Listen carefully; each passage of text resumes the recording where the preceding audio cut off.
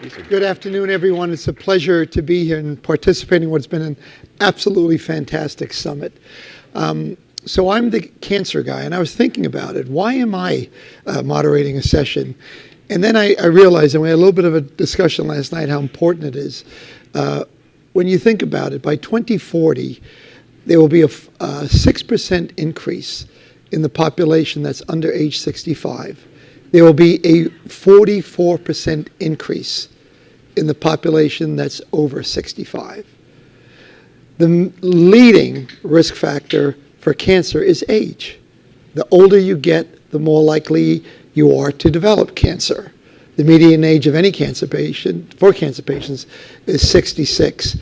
So when we look at all of the different aspects of aging that we've talked about today, about age-friendly care, et cetera, I think that every group that spoke today is going to have to deal with cancer. 1 in 2 men will develop cancer in their lifetime. 30 to 40% of women will develop cancer in their lifetime. So cancer will be part of this discussion from any aspect that you want to look at it. And I thought that was kind of eye-opening to me, so I think it's okay that I'm sitting up here today. What I'll do now is introduce the amazing panel that we have today. I'll ask them to talk a little bit about themselves. And Kevin, we're going to start with you. Awesome. So thank you. I think we're all glad you're sitting up here today. So thank you for hosting this. I'm Kevin Bice, but before I talk about who I am, just want to put a couple stats in front of you from the emergency department perspective. New data just came out last week, and there were 32.3 million emergency department visits last year in patients over the age of 65. That's up 21% from the year before.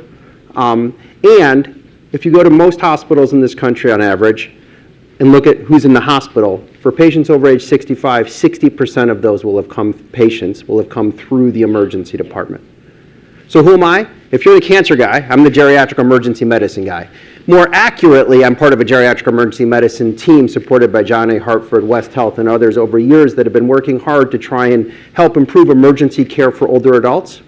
That's happened through the accreditation program at the American College of Emergency Physicians, where we now have over 500 accredited emergency departments in 6 countries and saw over 4 million older adult visits last year. That's helping with the support of West Health. That's happened through launching a startup company that does geriatric telehealth consult visits.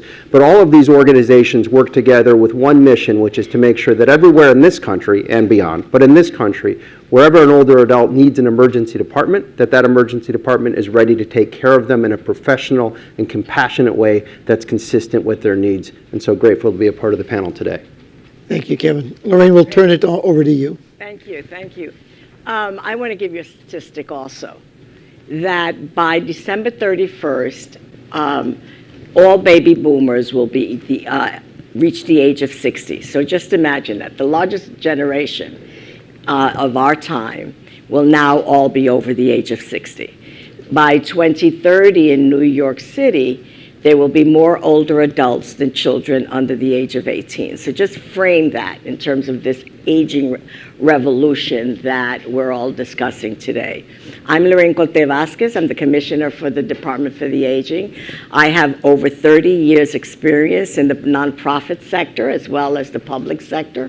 Nonprofit is where I thrive. Public sector is what gives me my juice.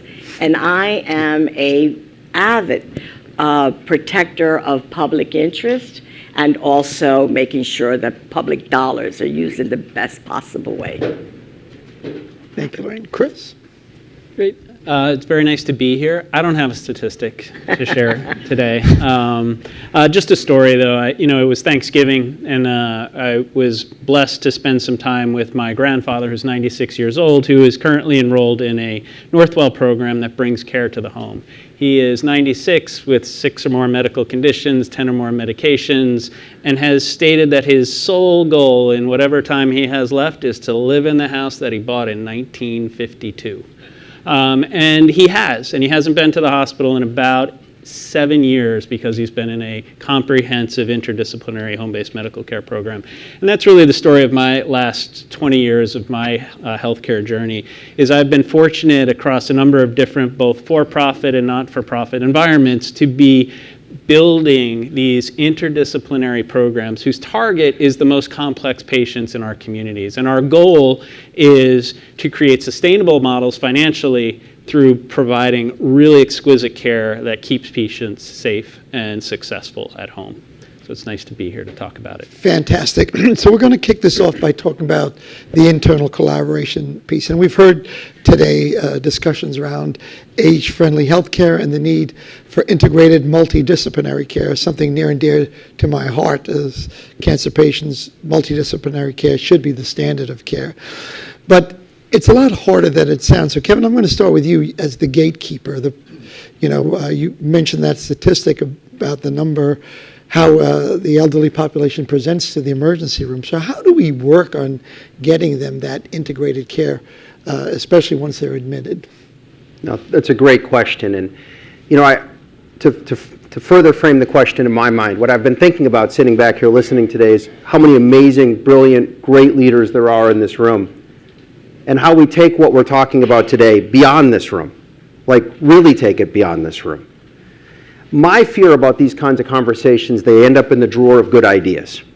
I've had a lot of conversations with folks, and they're like, yes, because how do you say no? No, we shouldn't do a better job caring for your grandmother. Of course you're going to say yes, right? And you mean it. You're sincere. But does it cross the top 5 things you've got to do that day? Does it cross the top 10? Or does it go into the drawer of good ideas only to be resurrected the next time we have this meeting? So how do we get out of the drawer of good ideas, and how do we make what you're describing real? How do we do that interdisciplinary work? I would suggest there's a couple key ingredients to that. One, there have to be clear, measurable, demonstrable KPIs, key performance index. I think that's what it stands for. I don't have an MBA. What's that? Indicators. Indicators. I didn't go to that school.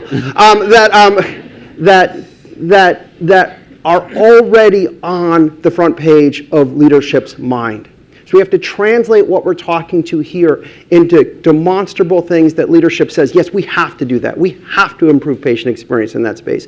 We've got to have better inpatient census utilization. We've got to have better connection to our community resources, and here's how we're going to measure it. It's got to be clear, it's got to be measurable, it's got to be concise, and it can't be something else for them to think about. It has to address goals that already exist. That's how you get leadership involved, and then you track the data to report back to that. 2, you have to have your front line truly engaged. And how do you do that? You have regular feedback on why what they're doing matters, why paying attention to what matters to the patient matters to the team. I've never met anyone that went into healthcare or any other social service that didn't have a large part of their motivation be because I want to help take care of people. But if we're going to ask people to do more or better or different, then we've got to be able to tell them why doing more or better or different helped their patient that time. One of the best examples I've ever seen from that is from Advocate Healthcare System in the Midwest, where they have a monthly newsletter, and it talks in a de-identified way about why what they did mattered to the patients that they saw that month. And it gets the nurses, the physicians, everybody behind it. So I think you have to have clear KPIs, and you have to have positive feedback reimbursement cycles, and you have to empower the people on the front line to pick the modality of doing it that's the best, right? And I'll be quiet in just 1 second. 2 examples of that real quick. I know. 2 examples of that real quick. One I was in Wisconsin at Sheboygan, tiny town in Wisconsin. And the physician, the nurse, and the social worker were talking about how they didn't know what to do with Miss Smith, I'll say, who broke her pelvis but needed to go home. So they described all standing by the water cooler trying to figure out how to do this together. That's what winning looks like. There's no pre-codified answer, but it's collaborative examples. And second, Northwell. Northwell has done amazing work moving goals of care conversations to as soon as the patient hits the ER as opposed to waiting till when they get upstairs. And that work, based by your own internal analysis, cut average length of stay by 5 days. So when you create the environments that we're talking about, as Northwell has done such a great example of, you empower frontline staff to deliver care differently. That's great, and that's the internal piece. But I wanted, Lorraine, to get to you and to talk a little about the external piece. How do we partner with governmental agencies? I just want to add Sure. something that Kevin said, which is it is also wash, rinse, and repeat. When you innovate, when you have a pilot, you don't give up on it so quickly. The minute we start thinking the KPIs aren't exactly where we want them, we retreat. And this will only happen with sustainability and as we learn as we go. And that is an important key to building these models and sustaining these models, because that's what you really want to do. I just don't want models. I really want to implement, and then I want them to be structurally there so that they change the system. So the whole notion is changing the system and also being people-centered, right? And so Absolutely. All right. Absolutely. Fail fast, fail cheap, learn from it, continue to go forward. And it's not a failure. It's Right. directionally aligned. How do you continue to iterate how do and you improve? continue to innovate? But we quickly retreat because we start thinking it's going to be costly. Every new innovation and every breakthrough is costly. Eventually, it will give you the KPIs that you want.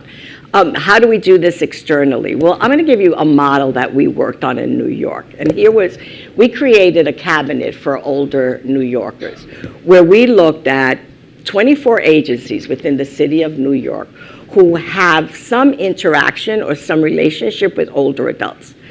And what we said was, well, let's take an age-inclusive approach to serving older adults in New York City. But we had a point of view. Our point of view is a community care model. We want to keep you independently in your home, just like your grandfather wants, just like my 96-year-old mother wants. That is our former panelists. That is what we all want for our families. That's what they want. So that is our perspective. It is a community care model, prevent institutionalization or hospitalization as much as possible. Giving that point of view and that perspective, everything centers around that. We have taken 24 agencies who normally had not spoken to each other or interacted just basically on the fringes. Yeah. Now they have it's the feedback loop. We meet quarterly, we innovate, and then we report back on the results of that, and then we go further. I'm going to give you 3 examples where it has worked excellently. My first example is, and you'll hear this later on in this panel, is combating ageism. Ageism is the thread that keeps all of these conversations together. And what we did was, how is it that we can break this paradigm about anti-ageism early? And so we created a curriculum for middle schools, and we started introducing that. From that perspective, then we went, okay, how do we bring that within the whole educational system? And I really thank Next 50 just gave us a grant so that we could try this for multiple years. Right. Sustainability, practice, and making sure that it gets institutionalized. And that has been one of the things that I am the most proud, because if we don't take care of those 2 anchors of society, which are young people and older adults, and integrate them in a way that makes sense, we as society have failed both of them, right? The other project that I'm the most interested in, and the reason I'm giving you these is because of the models. The other one is with the Department of Transportation, is getting the voice of the older adults in their own pedestrian safety. And one of the things is that we have done is build walking tours by older adults with the Department of Transportation engineers, and they are designing. They're walking in their community. They're saying this sidewalk needs to be adjusted. This light needs to be slowed down. This light needs to be speed up. We need a traffic safety boulder here because the cars turn too quickly. So their voice is part of the conversation. So that is 2. Sustainable, make the voice of the individual. And then the other one is, who are the people affected? And I want to build on what you were saying, Kevin.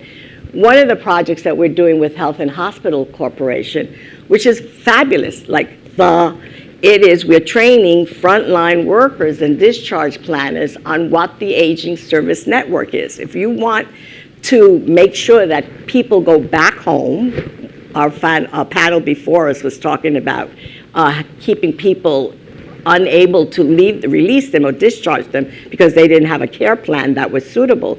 If we work with the network and we train professionals on what this network is and what are those services available, you can integrate those 2 systems, right? The knowledge of those 2 systems, and make sure that you have a plan. Again, to make sure that the person can live independently independently and with the care surrounding them.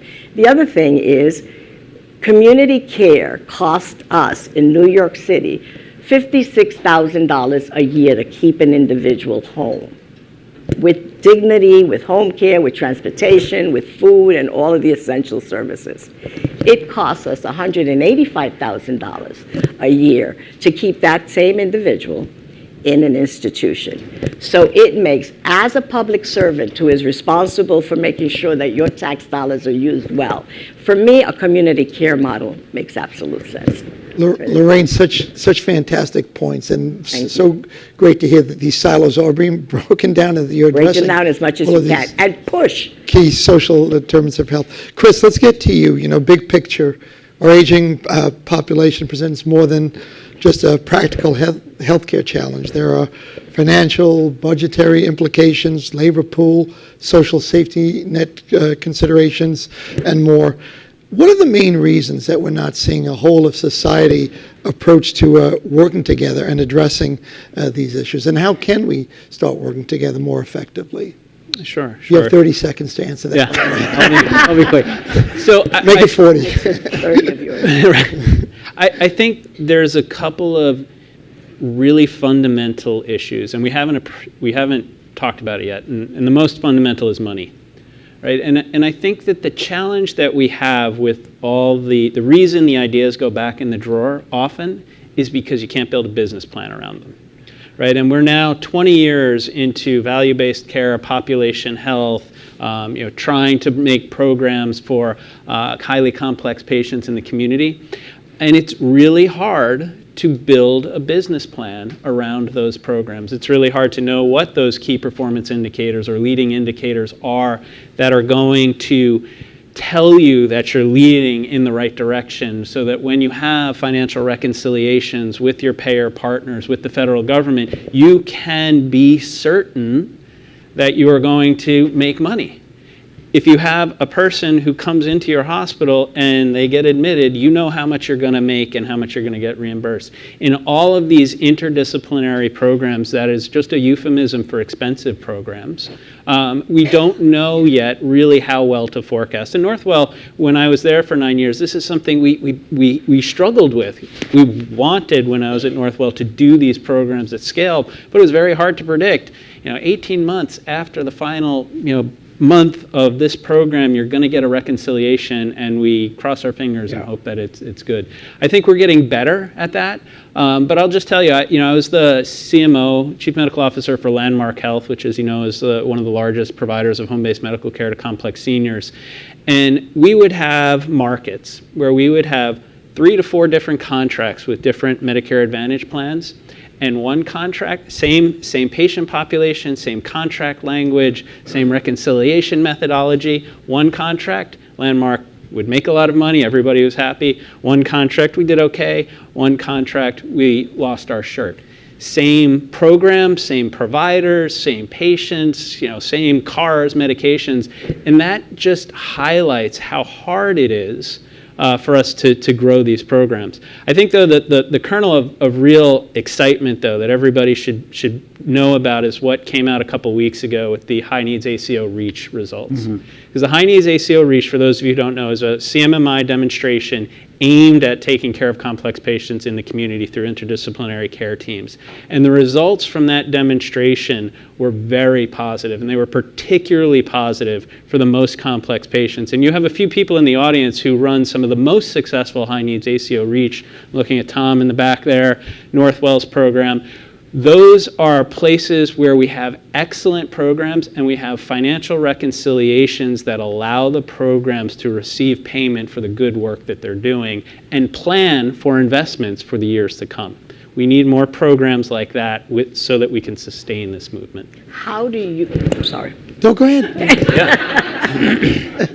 How do you, if you know the model that works, right, and it's sustainable and it works both financially for the institution and obviously for the patient, how is it then those institutions can replicate those models? Right. And then how is it that you bring that to other institutions too? I think that is where it goes sort of like, doesn't quite go in the drawer, but slips towards the drawer. Well, I think there is, obviously, there's a lot of researchers in there, and there's plenty of places for us to continue to experiment, but we actually know. Right. There is an evidence base to support what works for complex seniors in the community, for complex seniors coming through the emergency room. We are at a place now where we need implementation, high fidelity implementation of what we know works, and not to be seduced by what we often hear as, well, I know it works when you spend $300 per patient per month, but can't you do it for $200? I'm like, well, you could, but the results will go from your $300 model. It won't be the $200 model gets you only like 10% of the results. And so I think we have to implement what we know works and not be seduced by the idea of do it like high intensity light. It's just got to be high intensity. I want to add one note of hope to getting out of the drawer or never going back there. Hospitals are full. So traditionally, there's three constituents in the healthcare discussion, and part of the reason it's so hard to reform healthcare is your patient is often not your customer in the sense of who's paying for things, and the hospital's initiatives may not be aligned with the payer's initiatives, right? You all know this better than me. I don't even know what KPI stands for. But what's happening today that was not happening in the same way 5 years ago is hospitals are full. 10 years ago, when we started doing readmissions work, I was in a committee, I was like this young faculty, and I was talking to our CMO, and they were all talking about stopping readmissions, like at Northwell, and this was at UNC. And I raised my hand, and I said, Brian was our CMO, Brian, why don't we just stop the initial admission? And the room got real quiet, and he said, Kevin, we make money on the initial admission. And I was like, oh, okay, got it. Okay, so you just want me to stop him the second time. Okay, I understand. I probably wasn't supposed to repeat that, but whatever. But today, I don't think, am I still mic'd up here? Today, sometimes this happens. We have a hook, so Yeah, you'll see. right, that's good. Today, I don't think many hospitals can afford the initial admission on a lot of these patients. Yeah. MedPAC's most recent analysis is that Medicare admissions are reimbursed 17% less than they are cost to have there. And if you're full, you're keeping someone else who really needs to be in the hospital from being in the hospital. Why is that good news? Because I think hospitals' systems are now incentivized in a different way to help support community initiatives to allow for hospital at home, healthcare at home, complex systems that meet the patient where they're at, help them get the care they need at home so that the hospital can perform better and be available for the patients that absolutely need the care in the hospital. Full hospitals are an opportunity to change the way we deliver care. We shouldn't let it pass us by. Kevin, let me ask you this, though, because you talked about 60% of the admissions come from the ER. You're dealing with trauma, you're dealing with heart attacks, you're dealing with very complicated patients in the ER. How do you have time when there's that elderly patient that really doesn't need to be admitted, but needs the time to figure out what do they need in a crazy frenetic environment of an ED to avoid using hospitals as a figuring out admission, so to speak? Yep. And I have to be very succinct, I believe, and in responding to this, or the hook's going to come out. The answer to that question is by doing a geriatric assessment or a comprehensive geriatric assessment for patients within the first 2 hours of them arriving. In 7 different centers around the country, we've seen this model take place. We reduced the risk of admission by an absolute amount of 10 to 30%. That has huge implications on the throughput, the case mix index, the net operating revenue of that hospital, and even more importantly, gets the patient back home with the support they need to thrive at home. But you need to infuse that additional expertise that we used to get when the patient went upstairs. You need to infuse it in the front door, and we can talk later about how you do that operationally. Well, we're clearly out of time, and I want to say that I've really enjoyed this discussion. Chris, Lorraine, Kevin, thank you so much. I've enjoyed all the panels, but I give this panel an A for enthusiasm. Thank you very much.